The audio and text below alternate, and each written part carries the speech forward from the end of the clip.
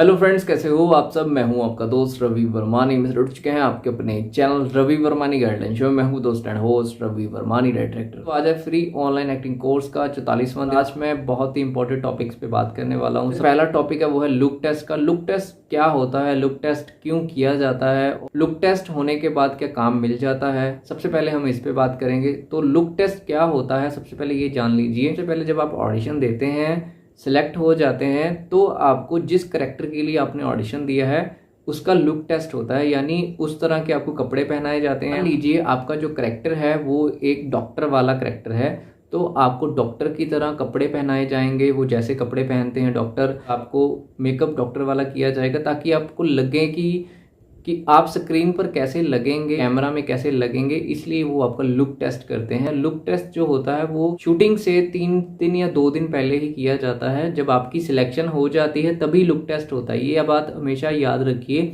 ऐसा नहीं होता कि लुक टेस्ट आपको बुला लिया जाए और बाद में ये कह दिया जाए कि आप फिट नहीं हैं, आप काम नहीं कर सकते। ऐसा नहीं होता, ये बहुत कम होता है। इसके चांसेस 1 या 2% ही होते हैं कि आपको लुक टेस्ट पर बुलाया जाए और आपको बाद में काम ना दिया जाए। ये 1-2% चांस ही हो सकते हैं। मैंने तो अभी तक देखा नहीं है ऐसा। जितना मुझे पता है कि लुक टेस्ट होता ही तभी है जब आप सिलेक्ट हो जाते हैं। जब आप सबसे पहले आप ऑडिशन देते हैं, ऑडिशन में क्लियर करते हैं, उसके बाद आपको दोबारा शॉर्ट लिस्टेड में बुलाया जाता है। शॉर्ट लिस्टेड में भी आप पास हो जाते हैं तो आपको फाइनल कर दिया जाता है कास्टिंग डायरेक्टर की तरफ से, और वो आपको प्रोडक्शन में भेजता है लुक टेस्ट के लिए। कहने का मतलब लुक टेस्ट में आप जाएंगी तभी जब आपकी सिलेक्शन हो जाती है। और लुक टेस्ट में आपको कपड़े पहनाए जाते हैं, पिक्चर्स क्लिक करेंगे, और पिक्चर्स जो होती हैं वो असिस्टेंट डायरेक्टर क्लिक्स करता है और वो डायरेक्टर को दिखाता है, प्रोडक्शन को दिखाता है। आप उस कैरेक्टर के लिए बिल्कुल फिट होते हैं, इसीलिए वो सिलेक्ट करते हैं। बस उन्होंने अपने कपड़े पहनाकर देखना होता है कि हमारे फ्रेम में ये एक्टर कैसा लगेगा। सिंपल सी चीज़ है कि आप जिस कैरेक्टर के लिए सिलेक्ट हुए हैं आपको उस कैरेक्टर के कपड़े पहनाकर एक बार देखना होता है उन्होंने कि आप कैसे लगेंगे। इसी को बोलते हैं लुक टेस्ट। लुक टेस्ट में कौन कौन अवेलेबल रहता है वो भी मैं आपको बता देता हूँ। सबसे पहले तो लुक टेस्ट पे असिस्टेंट डायरेक्टर आपके पास रहेंगे, वही आपकी पिक्चर्स क्लिक करेंगे, और आपको एक स्पॉट बॉय दिया जाएगा जो आपको कपड़े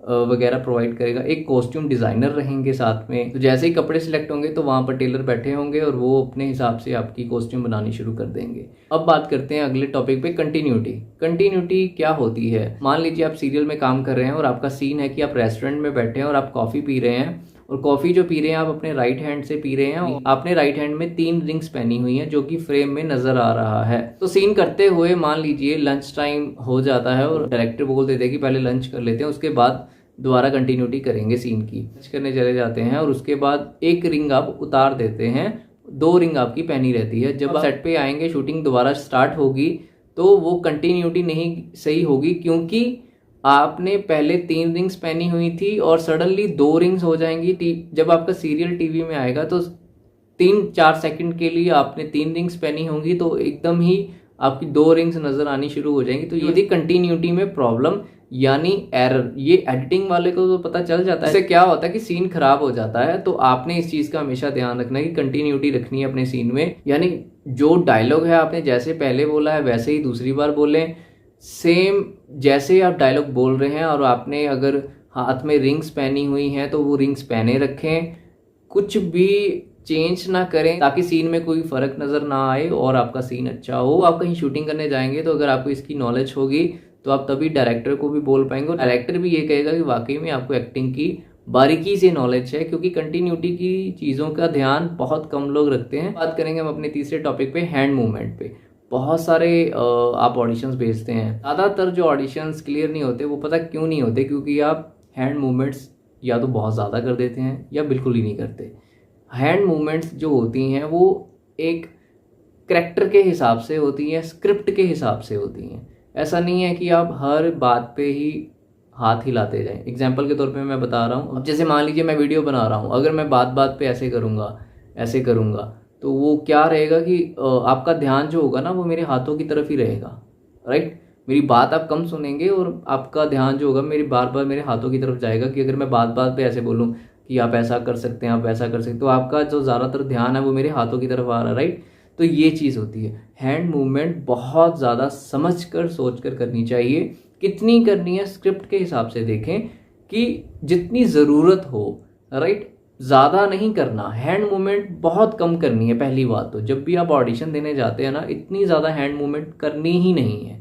कुछ लोगों को होता है कि छोटी सी स्क्रिप्ट होती है, उस पर इतने ज़्यादा अपने हाथों को ऐसे ऐसे दिखा दिखा के वो परफॉर्म करते हैं, जिससे कास्टिंग डायरेक्टर को क्लियरली पता चल जाता है इसको एक्टिंग नहीं आती, जस्ट ये एक्टिंग करने की कोशिश कर रहा है। बेसिक चीज़ें समझें कि आपको हैंड मूवमेंट जो है वो बिल्कुल कम करनी है सबसे पहली बात तो, और जो जितनी करनी है वो स्क्रिप्ट की रिक्वायरमेंट के हिसाब से करनी है कि उसकी डिमांड क्या है स्क्रिप्ट की, उस हिसाब से करनी है। मान लीजिए कोई सिंपल सा डायलॉग है, अगर मैंने यही बोलना है कि हेलो गाइस कैसे हो आप सब, मैं हूं आपका दोस्त रवि वर्मानी, मेरे साथ जुड़ चुके हैं आपके अपने चैनल रवि वर्मानी गाइडलाइन शो में। मैं हूं आपका दोस्त एंड होस्ट रवि वर्मानी डायरेक्टर।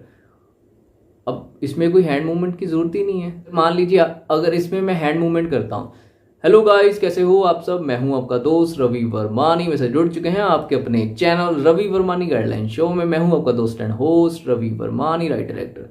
तो आपका ध्यान मेरी बातों की तरफ कम और मेरी हैंड मूवमेंट पे ज़्यादा जा रहा है। तो कहने का मतलब इस बारीकी को समझिए। बड़ी छोटी छोटी चीज़ें हैं, लेकिन ये जब आप ऑडिशन देते हैं, एक्टिंग करते हैं, ये बहुत काम आती हैं। ये वो चीज़ें हैं जो इतनी बारीकी और इतनी बेसिक चीज़ें हैं जो हर कोई नहीं बताएगा आपको, लेकिन ये बातों का आपको खुद से पता होना ज़रूरी है, तभी आप ऑडिशंस क्लियर कर पाएंगे, तभी आप काम कर पाएंगे। कि एक एक्टर ज़रूरी नहीं है कि वो बड़े बड़े इंस्टीट्यूट्स में जाके स्टडी करे, वो लाखों रुपए खर्चे। एक एक्टर के लिए बेसिक्स चीज़ें ज़रूर पता होनी चाहिए, क्योंकि आपने कोई स्टार्टिंग में कोई सलमान खान या ऋतिक रोशन नहीं बनना, राइट। आपको एक एक्टर बनना है, आपको एक्टिंग करनी है, आपको अपनी जो क्वालिटी है वो पब्लिकली दिखानी है, राइट। तो आपको ज़रूरी नहीं है कि आप लाखों रुपए खर्च करके बड़े बड़े इंस्टीट्यूट्स में जाके स्टडी करें। नॉर्मली भी एक्टिंग सीख सकते हैं, जैसे मैं एक्टिंग सिखा रहा हूँ। मेरे से जो भी एक्टिंग आप सीखेंगे वो डेफिनेटली मैं यही कहूँगा कि आप आने वाले समय में जब आप एक्टिंग परफॉर्म करेंगे, आप खुद कहेंगे कि रवि वर्मानी गाइडलाइन शो ने जो भी एक्टिंग टिप्स हमें दी हैं वो आज हमारे काम आ रही हैं। और ये बात आप ज़रूर कहेंगे आने वाले समय में। उम्मीद करता हूँ आपको ये वीडियो अच्छी लगी तो लाइक करना, चैनल को सब्सक्राइब करना, बेल आइकन का बटन प्रेस कर देना ताकि मेरी हर एक वीडियो की नोटिफिकेशन आपको मिलती है। इंस्टाग्राम पे जरूर फॉलो कर लें, रवि वर्मानी के नाम से मेरी आईडी RAVI SPACE VERMANI। और ऐसे ही सपोर्ट और प्यार बनाए रखें। Thank you, bye, take care.